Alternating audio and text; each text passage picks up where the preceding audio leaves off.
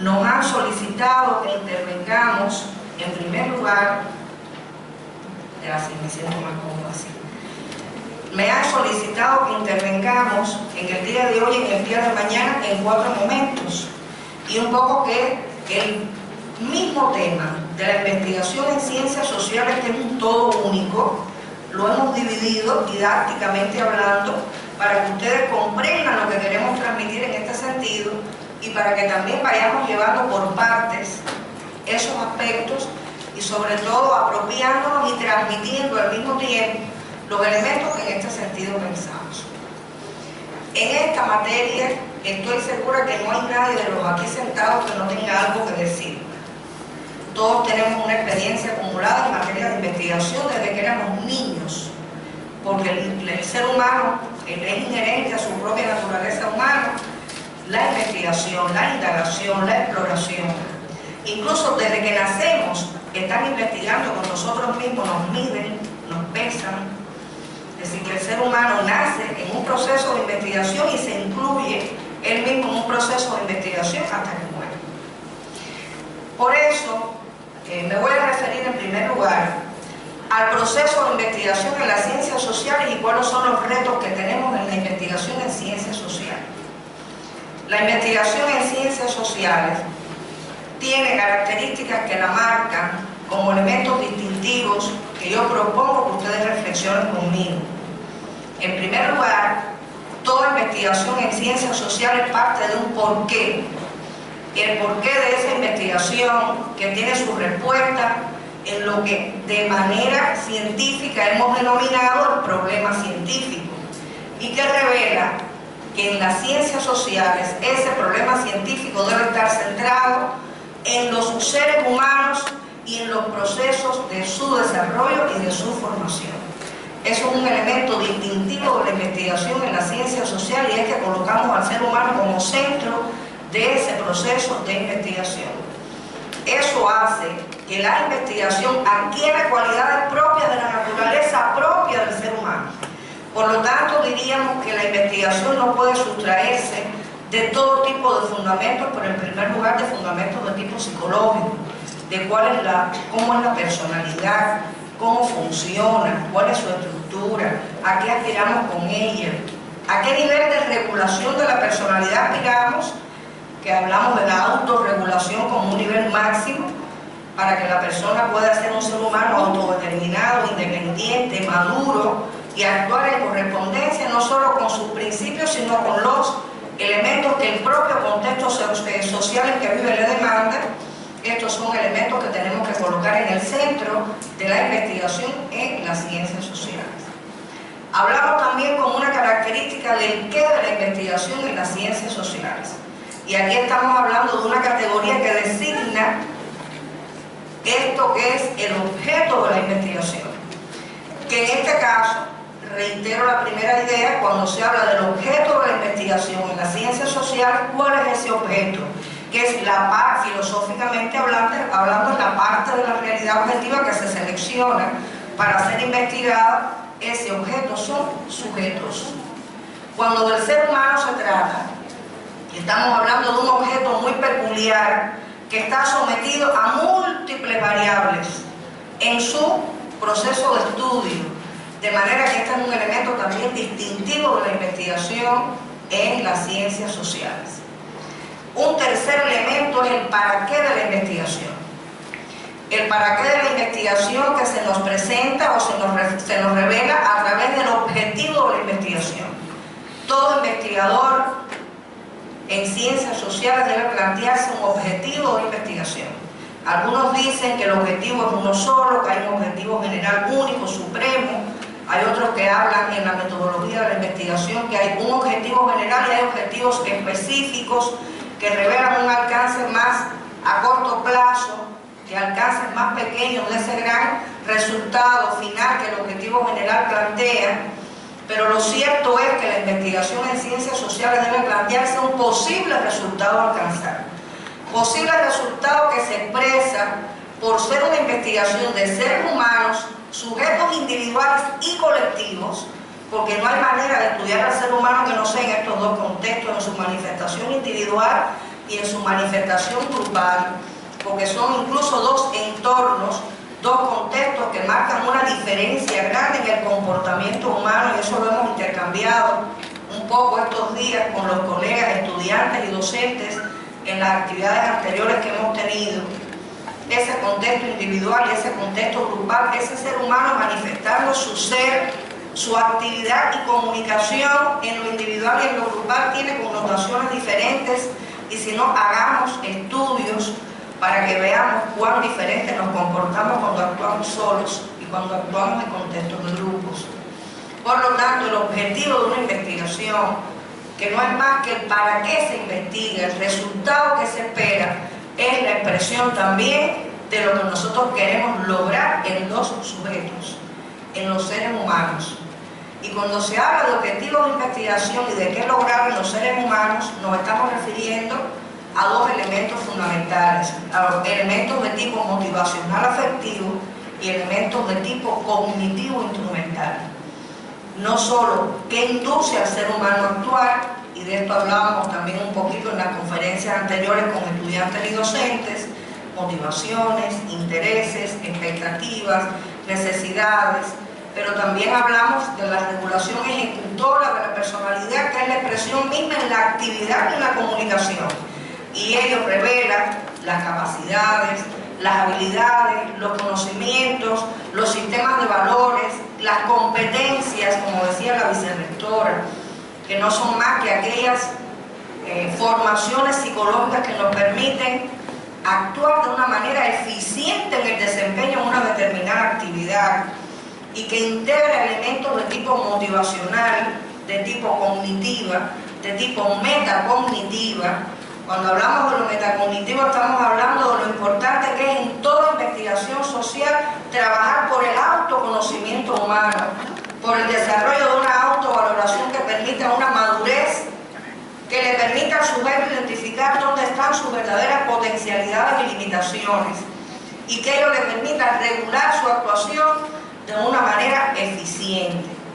Cuando hablamos de lo reflexivo y lo regulador, en ese elemento metacognitivo que no es más que lo autovalorativo, estamos hablando de un componente reflexivo y un componente regulador. A veces logramos en la investigación social que el sujeto se mueva solo a un cambio reflexivo, y logramos que el estudiante, que el joven, que el niño, la niña, el adolescente diga, efectivamente, no estoy actuando bien, o estoy actuando bien, y llegue a ese nivel de reflexión. Pero eso no se traduce en un comportamiento diferente. Por lo tanto, se ha quedado solamente el cambio en el ser humano a un nivel reflexivo y no ha traspasado o desbordado al nivel de regulación de la personalidad, que es cuando realmente se deben producir cambios en los comportamientos de los seres humanos. Cuando hablamos de la investigación en ciencias sociales, colocando al ser humano como centro y el objetivo que hay que lograr en él, estamos hablando en la mayor amplitud de la palabra de cambiar sus modos de pensar, sus modos de sentir y sus modos de actuar, porque el ser humano es una unidad íntegra en sí misma, pero para estudiarlo podemos hacer análisis de cada uno de los elementos que conforman su personalidad, y por tanto de lo que estimulaba, de manera externa estimulamos para que la educación induzca ese proceso de desarrollo que es tan importante y tan necesario es. También hablamos del cómo de la investigación científica en ciencias sociales. Cuando hablamos del cómo, la lógica misma nos indica a todos los que estamos acá presentes, que de alguna manera tenemos también una experiencia como docentes, que el cómo no es más que el método, el cómo desarrollamos la investigación, la vía a través de la cual llegamos a un resultado investigativo en ciencias sociales con esos seres humanos, con sujetos individuales y colectivos como les planteaba. Por lo tanto, estamos hablando de métodos que nos permitan la profundización en el estudio de los sujetos. Métodos hay muchos, clasificaciones de métodos, la literatura universalmente recoge una variedad innumerable de métodos, de orden teórico, de orden empírico, de orden matemático. Podemos hacer un congreso en materia de métodos de investigación. Pero lo cierto es que el método más eficaz es aquel que más se corresponde con el objetivo de investigación que yo me estoy planteando. y el que más en correspondencia esté con el problema científico y el objeto y la naturaleza misma del objeto que yo estoy investigando. De manera que el cómo revela ese elemento de la vía o camino a seguir para llegar a buscar lo desconocido. Lo cierto es que en la investigación social estamos moviéndonos constantemente siempre entre dos polos. ¿Qué conocemos? ¿Qué desconocemos? Y a partir de esa brecha, penetrar en eso desconocido es el método que nos lo permite. El proceso de investigación transcurre, esta es otra característica también importante en la investigación social, que transcurre por etapas. No es posible desarrollar una investigación social a corto plazo en un día, porque el proceso de cambio, desarrollo, información y educación del ser humano es sui generis, es peculiar.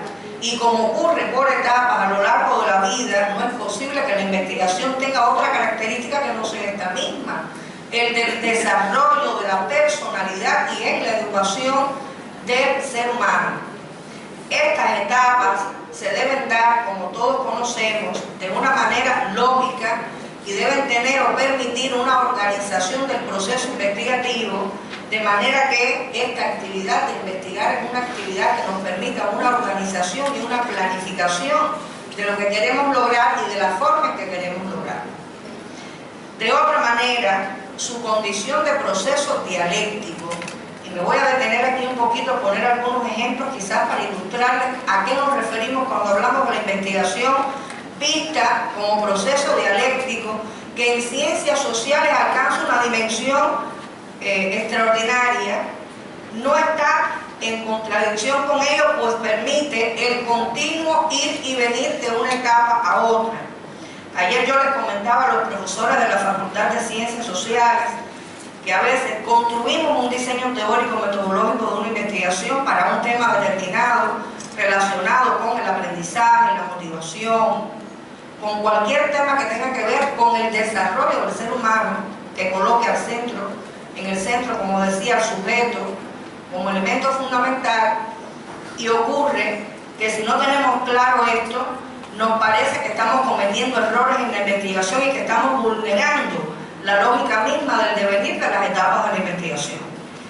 Podemos plantearnos un problema científico, ir avanzando hacia otras partes de la investigación y en un momento determinado volvemos al problema a replantearnos el problema.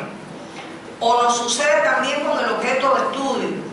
Hemos delimitado un objeto de estudio que una vez andado el camino de la investigación hacia un determinado momento, nos damos cuenta que hemos querido abarcar demasiadas aristas de un mismo problema.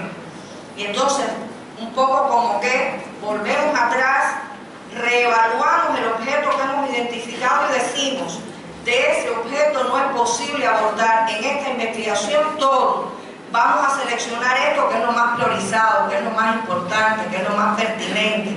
Y eso es una manera de ilustrarles a ustedes que la investigación no es un proceso lineal, que usted tiene obligatoriamente que seguir las etapas y que no puede mirar hacia atrás en un momento determinado a examinar, a reevaluar, a cambiar inclusive algo que se ha planteado.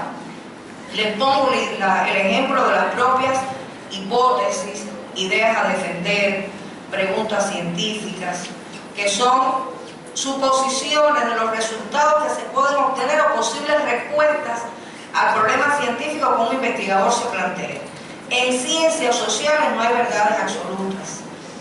Y cuando usted plantea una posible hipótesis, una idea a defender que la va a sustentar, demostrada científicamente en el plano teórico y en el plano empírico, en ambos planos, usted tiene que valerse de un grupo de métodos, pero ello le puede llevar a que usted tenga que alterar lo que inicialmente consideró que iba a ocurrir como resultado.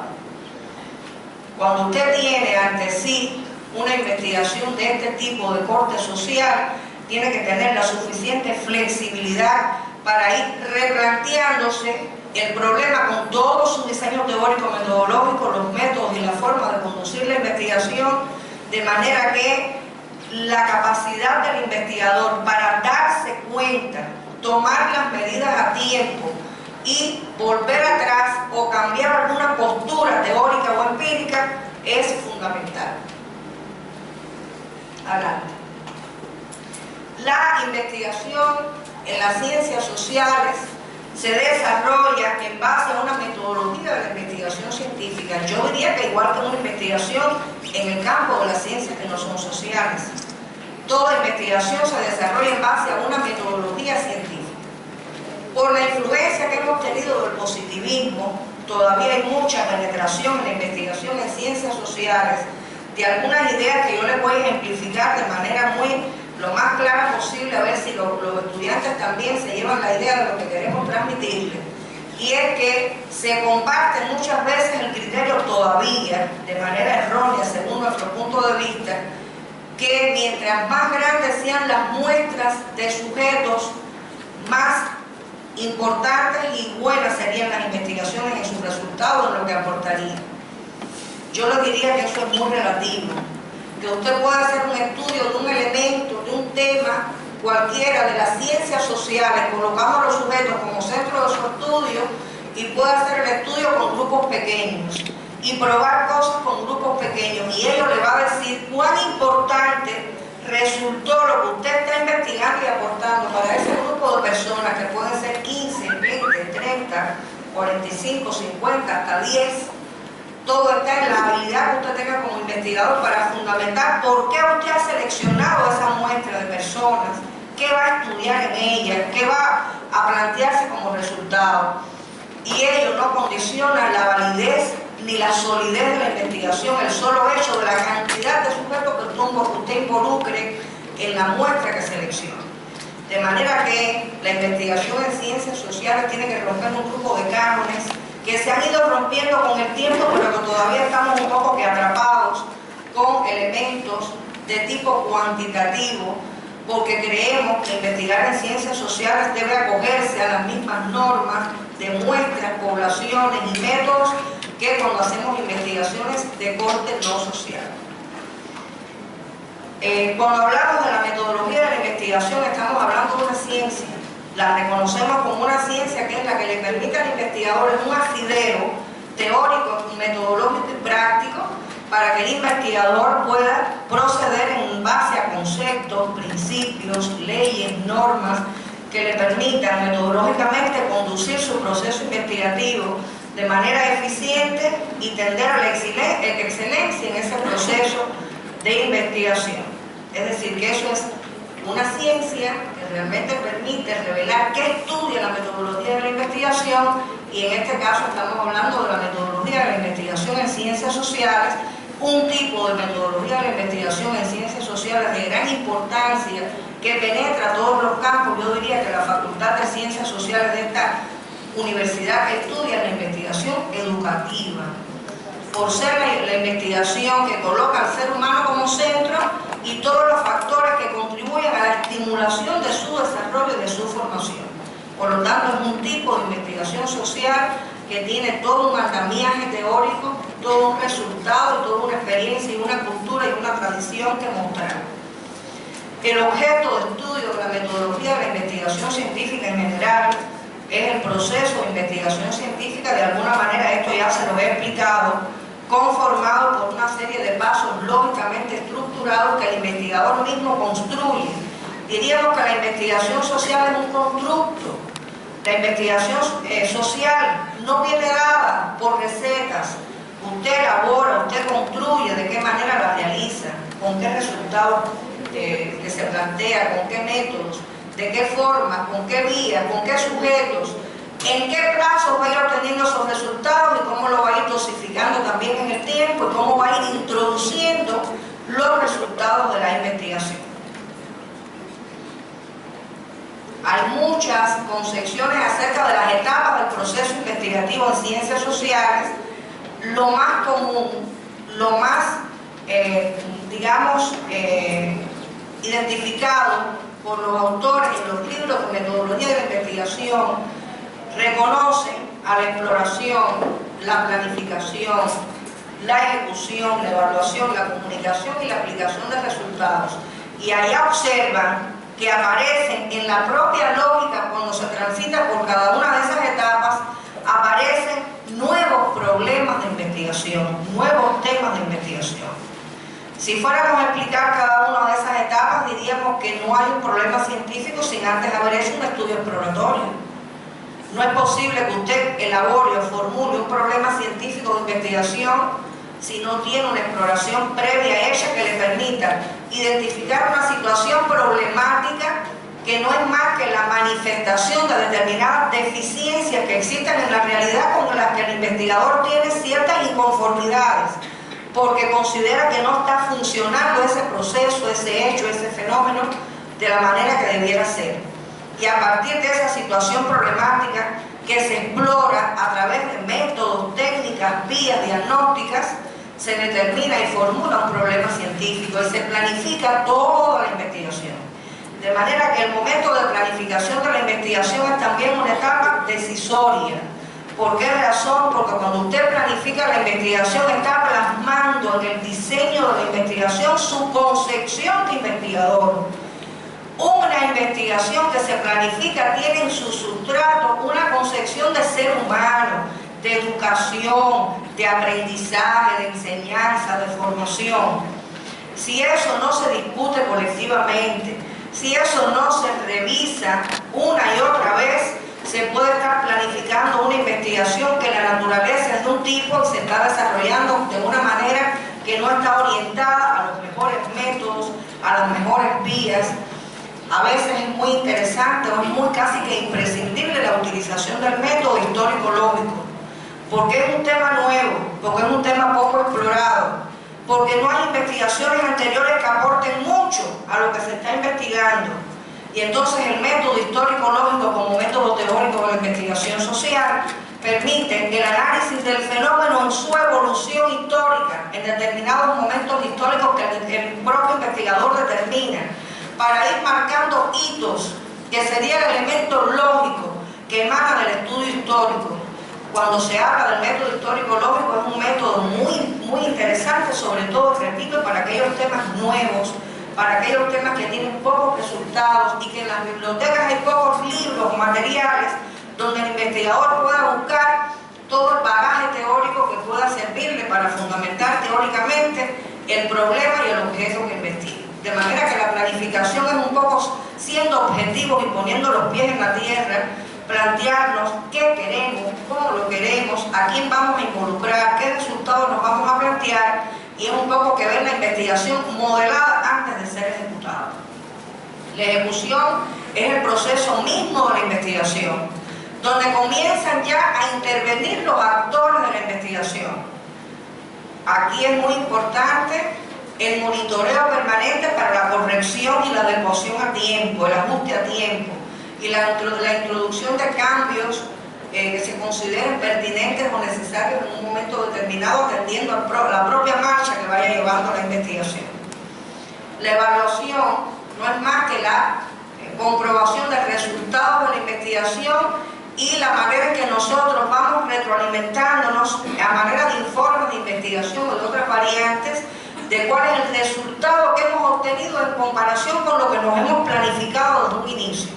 De manera que la evaluación de los resultados de la investigación también lleva un andamiaje, un grupo de métodos, de vías, para lograr saber si esos resultados obtenidos realmente se corresponden con lo que nosotros nos hemos planteado como objetivo, o si ha habido que hacer alguna alteración o cambio porque haya sido prudente hacerlo. Aplicación de los resultados de la investigación. Aquí viene otro punto discordante a veces con la realidad, necesario a tener en cuenta, sensibilizarnos con él, porque de nada vale con que investiguemos, de nada vale con que invirtamos en el orden humano, en todo el trabajo que realizamos de conjunto, profesores y estudiantes en una institución, si después los resultados no se aplican, no se introducen. Aunque sea a menor escala, aunque sea primero probando de manera de pilotaje con un grupo de sujetos, lo que después a mayor escala podemos amplificar, podemos generalizar. Dicen que en ciencias sociales hay que ir cautelosos, que a veces es malo hacer grandes generalizaciones de un método, de algo nuevo que descubrimos, de algo que innovamos, sin haber probado todavía antes, haber validado cuán efectivo puede ser en un grupo de sujetos que reúnan todas las características diversas como para nosotros asegurar que estamos por el camino correcto, que es un valioso resultado. Hay un elemento importante en la investigación social, que es la ética del científico. ¿Y a quién llamamos científicos? Todos nosotros somos científicos, porque somos hacedores de investigación en el propio puesto de trabajo, en el propio desempeño de la profesión, en la propia formación para el estudiante en cualquiera de las carreras que se estudian en esta facultad. Dígase inicial, especial, psicología, teología, traducción, incluso de las otras facultades de la universidad, ¿por qué no? Que también estudian procesos sociales y que estudian al ser humano como centro de su atención. De manera que cuando hablamos del elemento ético en la investigación social, esto deviene como un contenido fundamental de la investigación social. Uno de los principios fundamentales que debe guiar al científico, que somos, repito, todos nosotros, no es un científico de laboratorio aislado de la realidad, es el propio profesional formado y el que está en formación en el accionar cotidiano, en su aula, en su laboratorio, en su gabinete odontológico, en su gabinete jurídico, depende de la profesión a la cual nos estemos refiriendo, pero siempre cuidando el cumplimiento de una ética que colinda con estos elementos que les voy a explicar. El rigor científico. Para hacer una investigación seria es necesario rigor científico. ¿Con qué va el rigor científico ligado? Con los métodos, con la seriedad en el estudio, con la objetividad, con la búsqueda de información actualizada. No es posible que usted realice una investigación con rigor si usted está solo buscando los libros de décadas muy pasadas y usted no se nutre de lo último de los últimos años. Si usted no busca las investigaciones en ese tema o investigaciones incluso que han podido ya ser expresión de defensas de tesis doctorales, de maestría, de licenciaturas, de doctorados en medicina, que son resultados que pueden ser fuente nutritiva básica para que el investigador sepa hasta dónde ha avanzado la ciencia en ese tema. Si usted no busca una información actualizada, obviamente no hay rigor científico. Como si busca un método, solo un método que no le permita contrastar información y obtener la mayor cantidad de riqueza de información y de información diversa, se pierde ese rigor científico. Otro elemento que como principio consideramos básico en la investigación en ciencias sociales es el respeto a los puntos de vista ajenos y a los resultados que se obtienen. Fíjense que es el respeto del investigador al otro, es el respeto del investigador a su par igual, a la persona que actúa como investigador igual que él o ella, pero que tiene un punto de vista diferente. Hoy por hoy, en ciencias sociales, no es posible hacer investigaciones si no son con enfoques multidisciplinarios. Hacer investigaciones unidisciplinarias no nos conducen a la solución de los grandes problemas sociales que aquejan a nuestros pueblos. Si no nos unimos desde el saber de cada quien, desde la profesión de cada cual, armar proyectos de investigación conjuntos que sean más integrales, poco vamos a aportar al desarrollo de nuestros pueblos y estaríamos hablando entonces de que no vamos a lograr sociedades prósperas y sustentables como tanto planteamos. Y el papel de las universidades, como aquí brillantemente en las palabras iniciales se decía, es la de producir conocimiento, es la de producir saberes. La universidad, que es uno de los factores sociales más avanzados, que tiene que estar por delante en la producción de conocimientos, incluso se convierte en una fuerza productiva de la sociedad cuando la colocamos realmente en el rol social que le corresponde. Miren el papel que tienen nuestras universidades, nuestros claustros, nuestros colectivos estudiantiles, nuestras asociaciones de estudiantes, que también tienen el papel de formar líderes para trabajar la investigación desde esa postura. Pero el rigor científico se pierde cuando el respeto a criterios ajenos, a puntos de vista ajenos y a los resultados que se obtienen se pierden si no tenemos esto como una brújula clara. el tema de los resultados que se obtienen. A veces los resultados que obtenemos en las investigaciones no nos agradan. A veces no son los que queremos. A veces se alejan de lo que queremos. A veces esos resultados comprometen el trabajo de alguien o comprometen la evaluación del trabajo de alguien. Y entonces ahí vienen las distorsiones que a veces se hacen para no revelar de manera pública, de manera explícita, que se está obteniendo un resultado que no es lo que se desea, que no es lo socialmente admisible, ni lo colectivamente admisible. Ahí está la ética del investigador también para saber cómo muestra ese resultado, cómo lo comunica, cómo lo muestra públicamente, cómo lo anuncia públicamente y cómo lo maneja éticamente para que las personas sientan que estamos haciendo un trabajo investigativo para transformar, para autotransformarnos nosotros mismos como investigador, pero que es importante revelar dónde están las fisuras, dónde están las deficiencias, dónde están las fallas. Es la única manera de provocar verdaderos cambios. Estamos hablando también de la honestidad personal. Este es un valor, diríamos que en la investigación es fundamental. El ser honesto en la investigación, que tiene que ver también con la veracidad, con la franqueza, con que manejemos las cosas independientemente de que, como dije antes, debemos hacerlo con la mayor ética posible. Estamos hablando también de no distorsionar, de no tergiversar la realidad.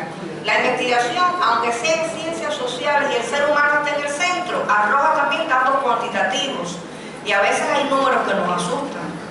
Claro que también es posible cuantificar algunas cosas en las ciencias sociales y llevarlas a porcientos, a números absolutos y hacer inferencias cualitativas de esos análisis. Y a veces la distorsión de esa realidad para no presentarla de manera burda, tal como ella se presenta de una manera deficiente en algún proceso, en un hecho, en un fenómeno, nos pone ante una disyuntiva que raya en la honestidad, en la manera de presentar esos datos sin distorsionar ni tergiversar la realidad. Una confrontación franca y abierta. Para esto hay que estar preparado. Un investigador no nace, un investigador se hace. Como se hace un médico, un jurista, un psicólogo, un educador, como se hace un ingeniero, el investigador se forma. No surge espontáneamente, hay que formar, hay que intencionar la formación para que el investigador aprenda el camino científico y aprenda el método científico, que no siempre es el mismo, porque depende en primer lugar del objeto que se investiga, del proceso que se investiga, y de que usted le ponga la impronta de eso que requiere ese objeto y ese campo de acción en el que usted está inmerso investigando. Cuando se dice confrontación franca y abierta, es estar abiertos a escuchar puntos de vista distintos. A veces nos anclamos, digamos que nos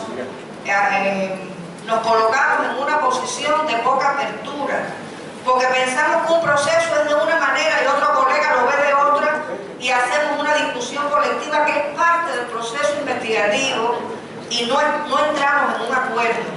De manera que entonces lo que está es predominando posiciones rígidas, posiciones poco flexibles, que no están a tono con lo que investigan las ciencias sociales, que son los seres humanos, donde tiene que haber mucha confrontación, mucha discusión colectiva para llegar a acuerdos, y si no acuerdos unánimes, al menos a consenso, al menos que haya un consenso y que se admita por la mayoría de las personas que forman parte de la investigación una postura que se esté asumiendo en un momento determinado. Actitud de búsqueda. De alguna manera ya hemos hablado de esa actitud de búsqueda. Un investigador nunca está conforme. Siempre piensa que hay algo más. Siempre piensa que hay un lado que no ha descubierto. Siempre piensa que hay una arista que es posible de investigar. A veces le digo a mis estudiantes en las carreras nuestras, nosotros desarrollamos 23 carreras en la Universidad Pedagógica donde trabajo, todos para ser educadores, para los distintos niveles educativos, y a veces les digo a los estudiantes, hay dos fuentes de obtención de problemas científicos, no hay que inventarlos de la nada. Investigar de esa manera no tiene gracia, no tiene sentido. La investigación es pertinente cuando emana de la práctica, de los problemas de la práctica social, de la práctica de la formación, del desarrollo, de la educación. o tome usted un trabajo anteriormente hecho por un colega suyo cuando va a la biblioteca y vaya a la página de las recomendaciones. Y hay un caudal de temas de investigación en las recomendaciones de las tesis defendidas, que a veces se desaprovechan. Incluso que el joven termina explorando un proceso psicológico como el pensamiento, por ejemplo, y dice en su recomendación, se recomienda hacer este estudio en jóvenes de tal edad a tal edad, porque esta investigación solo abarcó hasta aquí. Y ese es un documento que no siempre se explota para dar una continuidad al proceso investigativo. Incluso a veces ocurre en las tesis doctorales mismas. Se recomiendan elementos ya para darle una continuidad al proceso de investigación, y si eso no se revisa, si eso no se lee, no se estudia, no se convierte en un elemento de continuidad de los temas de investigación, de manera que quedan truncos muchos temas de investigación que son fundamentales. Espíritu crítico y autocrítico, eso hay que formarlo. Para investigar hay que ver las limitaciones propias y las limitaciones de los demás, y si esa actitud no se fomenta, no se educa en el investigador social, que somos todos nosotros, por supuesto que no se aplica. Y es algo que hay que no solo practicarlo, sino hacer sentir a las personas que cuando lo hacemos de esa manera, estamos creciendo, estamos mejorando, estamos encontrando en qué nos equivocamos, estamos encontrando qué procesos son los que mejor salen y los que menos bien nos salen, para hacer todas las transformaciones que nosotros pudiéramos hacer en cualquiera de los procesos que estudiamos. Adelante.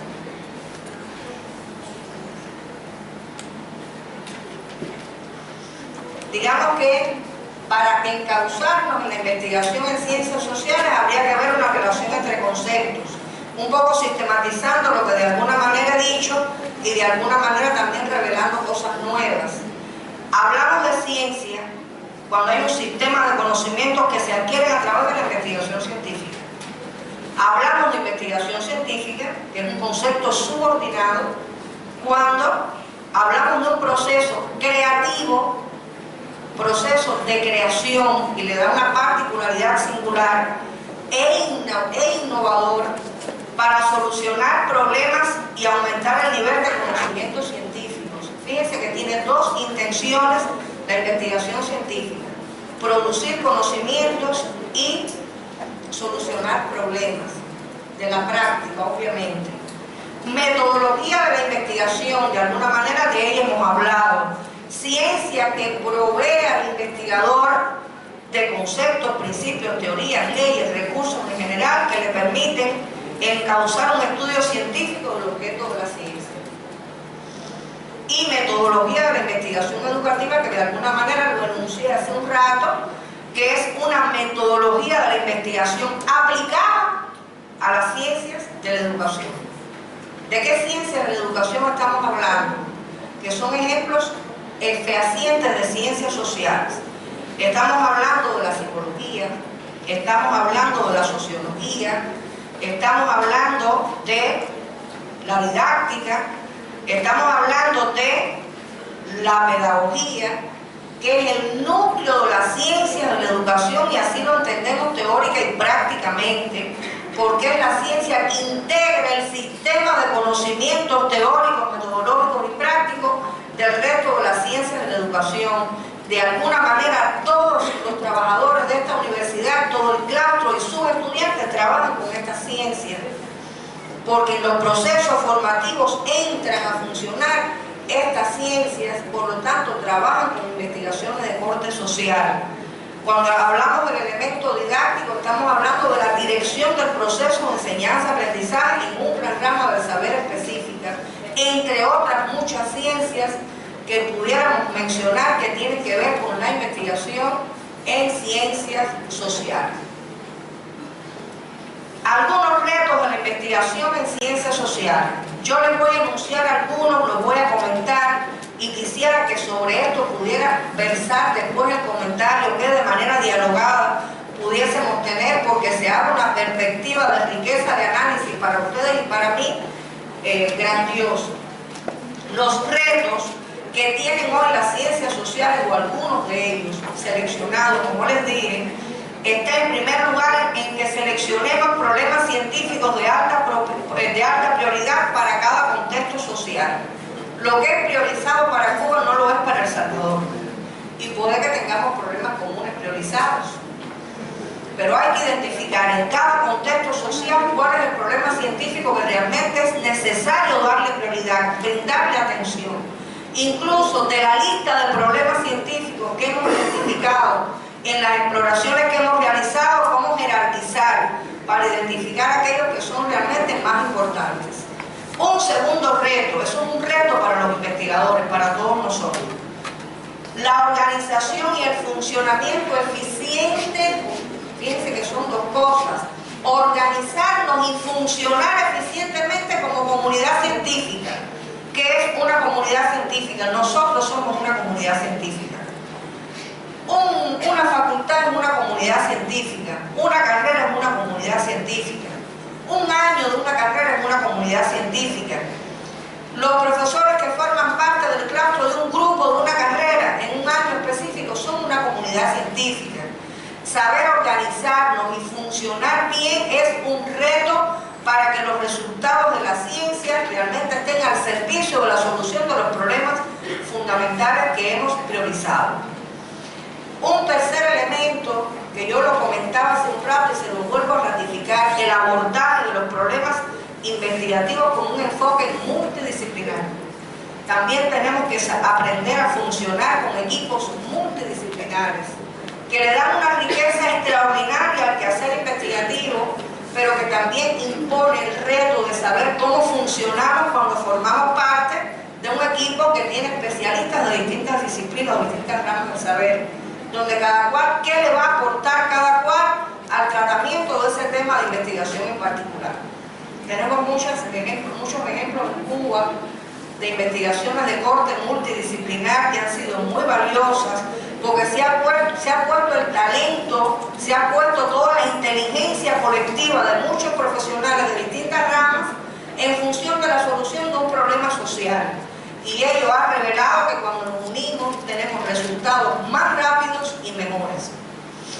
La ética del investigador en su quehacer en correspondencia con el objeto que se estudia, colocando a los sujetos en el centro del accionar. Pareciera que esto fuera una verdad lograda, y esto es un elemento que constituye todavía un reto en la investigación social, cómo manejar incluso los datos o los resultados de la investigación. Cómo se publican, a quién se le comunican, de qué manera se comunican, para que eso se revierte en un cambio de verdad en los modos de pensar, sentir y actuar sin que nadie salga dañado, lesionado, digamos avergonzado por un resultado que se obtenga, que revele que funcionamos de una manera ineficiente en algún proceso de la vida social. Un elemento importante también, y aquí quería hacer énfasis también por su importancia, por su prioridad, es la celeridad en la introducción de los resultados de la investigación. Y creo que nuestro querido Jonathan, al principio, con sus bellas palabras, hablaba de investigaciones que se engavetan, investigaciones que se realizan con una tremenda seriedad y después hay una lentitud y una morosidad tremenda para verlas aplicadas en la realidad.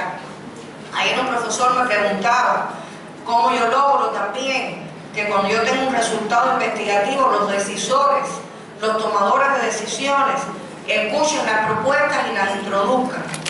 Yo creo que ahí también está la credibilidad del investigador para que ese decisor, la persona que dirige, el directivo, la persona que tiene un cargo en un estatus, un cargo determinado en el gobierno, en el Estado, en la institución, vea la necesidad de la introducción de ese cambio. Ese es un tema bastante delicado, porque a veces hay investigaciones que están ahí a la mano, a la orden del día, que ya están resultados allí concretos y no siempre se introducen porque se presentan muchas trabas en el camino, porque se presentan también muchos obstáculos, porque también esto tiene una relación directa, compañeros, con la manera en que vemos el proceso investigativo y la manera en que creemos y tenemos fe en el proceso investigativo.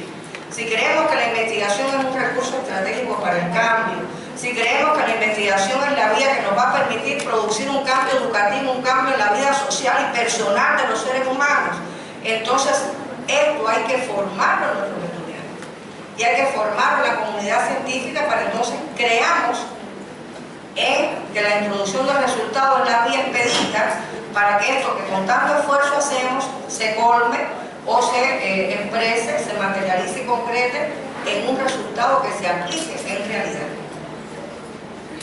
Y yo los invito a que ustedes también compartan con nosotros qué otros retos ustedes creen que enfrentamos o si comparten esto que nosotros les hemos propuesto. Muchas gracias.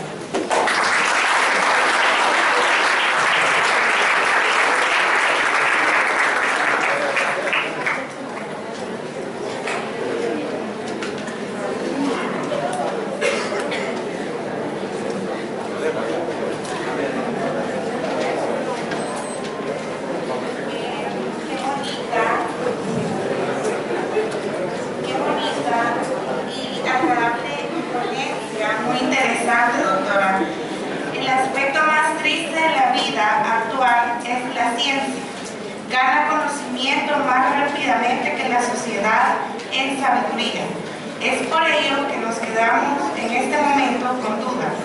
Si alguien tiene preguntas, damos inicio al espacio de preguntas y respuestas. Les pido que ordenadamente levanten su mano para realizar su pregunta y el micrófono se les hará llegar hacia donde ustedes están.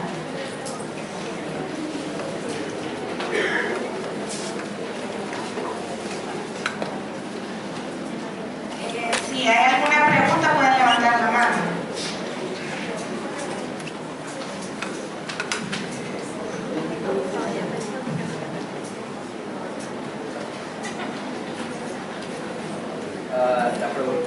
La pregunta de está apagado.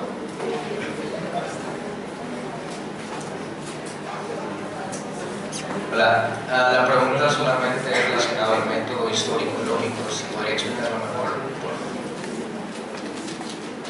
¿Quieres saber más sobre el método histórico-lógico? Sí. ¿Sí? Sí.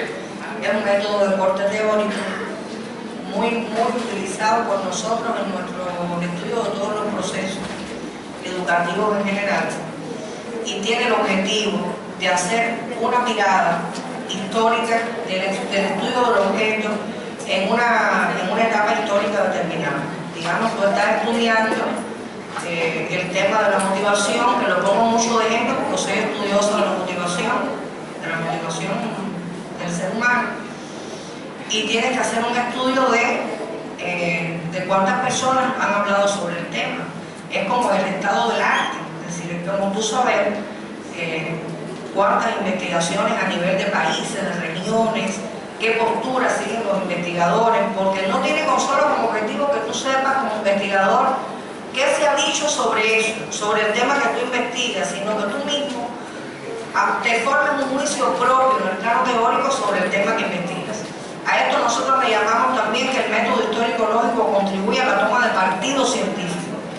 No es posible que usted en su tesis, en su informe de investigación, plantee posturas de varios y muchos autores sin que digan mi posición es esta. La postura de muchos autores va por este camino, pero yo como investigador opino que este proceso se concibe de esta forma. Y el método histórico-lógico permite ver la evolución del objeto, como yo les decía hace un rato, en la historia, en el desarrollo de su devenir histórico, pero al mismo tiempo permite ir determinando elementos característicos como hitos que te permitan como investigador marcar pautas e ir dando posturas propias, como yo te decía. Y también solamente otra cuestión, usted hablaba del hecho de que no necesariamente la muestra del sujeto tiene que ser tan grande para que la investigación sea buena, pero en realidad, ¿cómo llegó a esa conclusión? Porque para mí, la lógica me dice, ¿verdad?, entre más grande la muestra, de hecho, puede que sea todavía mejor, pero... Es que depende del objeto y depende del tipo de investigación que estás haciendo. Por ejemplo, yo le voy a poner un ejemplo de los dos extremos. Una gran investigación multidisciplinar, con una gran muestra que se realizó en Cuba, dirigida por una doctora doctora Cristina, por una viceministra de Educación que es médico, que el comandante Fidel le dio la misión, creo que lo ponía como ejemplo el otro día en uno de los encuentros, de hacer un estudio de la discapacidad en Cuba y cuáles eran las causas, cuáles eran los factores asociados a la discapacidad, cuánto influía el elemento genético, biológico, el social, la educación, el entorno, la educación familiar. Y se crea un equipo multidisciplinario donde había médicos, psicólogos, pedagogos, logopedas, etc. Se hace una gran investigación a escala nacional y se toman muestras de todos los departamentos del país. En ese caso, por la intención de la investigación y las inferencias que se pretendían sacar de esa investigación, era pertinente, era necesaria una muestra grande, pero también era grande el equipo de investigadores. Era colosal la tarea, realmente era grandiosa la tarea que había que realizar. Y de ahí se derivaron un grupo de elementos interesantísimos de cuánto influye ya en materia de resultados con esa muestra seleccionada. En materia de resultados, todo lo que se derivó que influye la familiaridad entre las parejas, las relaciones familiares, el tema del contexto en el cual incluso descubrimos que hay zonas de Cuba donde hay más discapacidad que en otras. Hay municipios donde hay más discapacitados que en otros. Es decir, que se descubrieron un grupo de elementos que a simple vista, si eso no se hacía de esa manera y con ese enfoque integral, no era posible. La muestra era grande y aquello derivó en un libro que mostró el resultado al pueblo. Incluso el libro se convirtió en una obra de publicación total, con toda la ética que requiere el tratamiento del tema, pero así se hizo. Sin embargo, podemos ir al otro extremo, una investigación de un grupo de estudiantes que usted como docente se da cuenta que tiene problemas de relaciones interpersonales y hace una investigación en su grupo y la ejecuta en su propio accionar diario, en su accionar cotidiano, y esos estudiantes son escasamente 15, 20, 25, 30 estudiantes. Por lo tanto, no se trata de una fórmula ni de una receta. La muestra, la cantidad de personas que usted involucra para comunidades de estudio en una investigación depende del objeto, depende de lo que se pretende con la investigación y depende del objetivo también. Ok, gracias. Por nada. Estos son temas escabrosos porque incluso son temas para los que no hay respuestas de sí ni de no. Como son investigaciones de ciencias sociales que tienen, como yo digo, el centro al ser humano, no es posible dar respuestas que se polaricen hacia un lado o hacia el otro. Generalmente uno tiene que ser capaz de darle matices a las respuestas y a las preguntas en este sentido.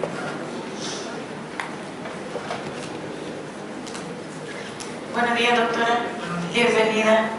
Yo, como docente, me gustaría que nos reforzara un poquito más en esta parte de la controversia entre el rigor científico y la flexibilidad del proceso, porque frecuentemente surgen esos encuentros, ¿verdad?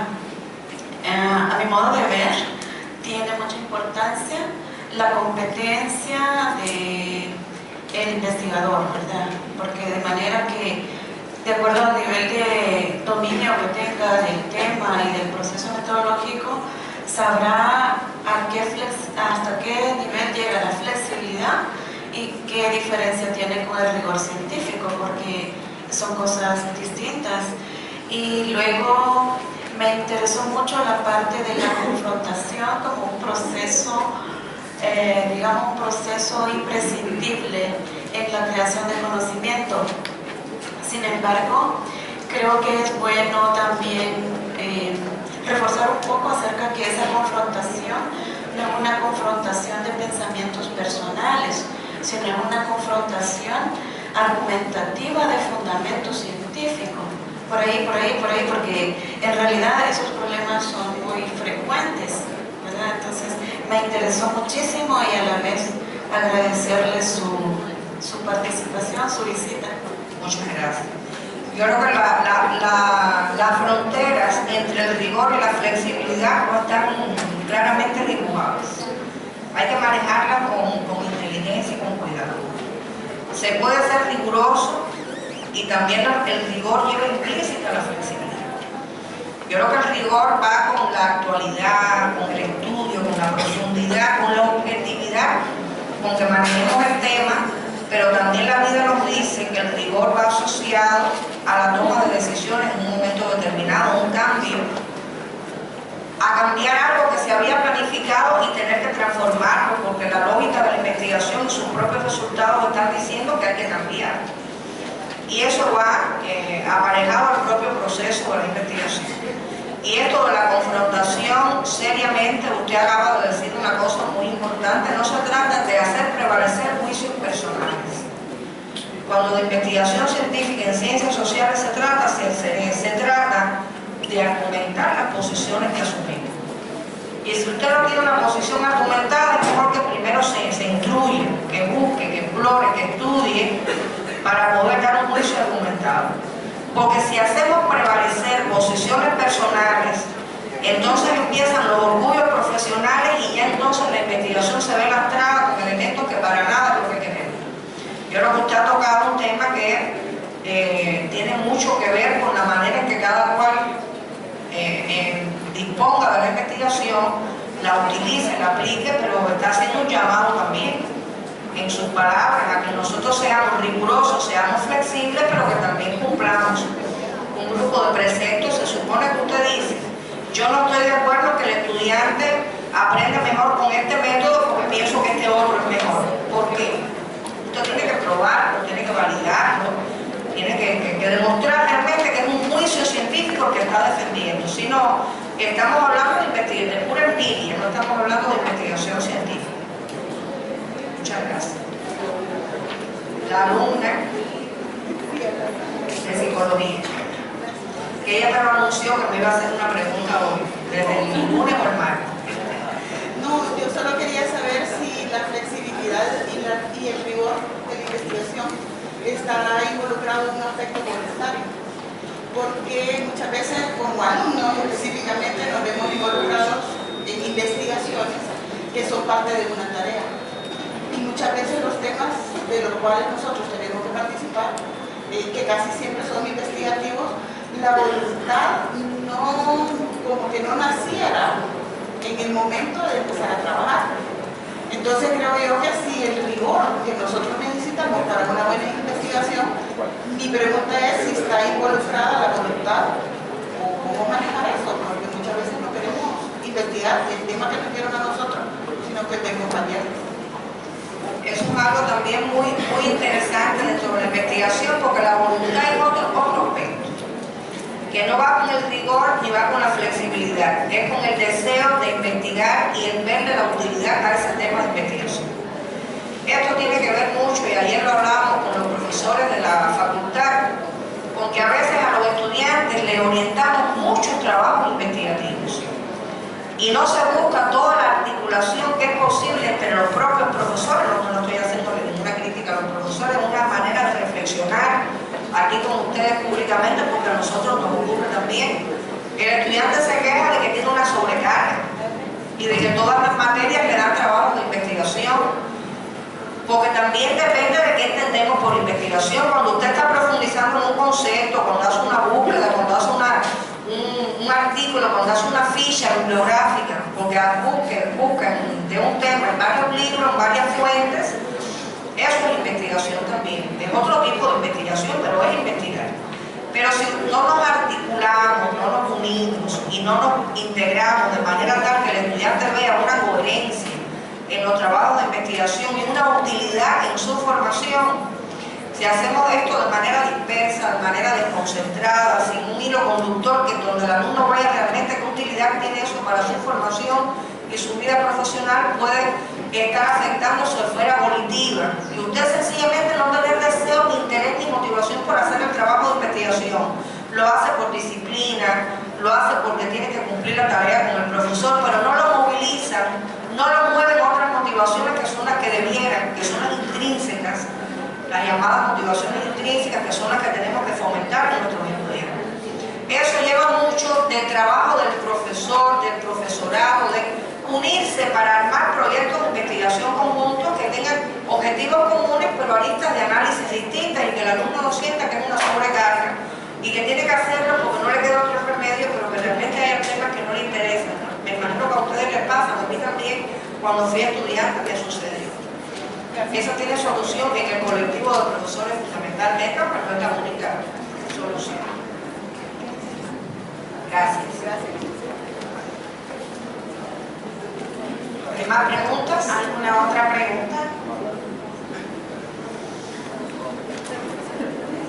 ¿Se ha comprendido lo que hemos explicado? Sí. Porque es impresionante pararse aquí. Este teatro es muy lindo, pero además ustedes son personas muy disciplinadas que atienden. Yo los he estado observando, porque investigo también el comportamiento humano. Los he estado observando y han estado atentos, algunos tomando notas. Me llamó la atención eso. Eso es una manera de también dejar reflejado elementos para el aprendizaje, eso es investigar también.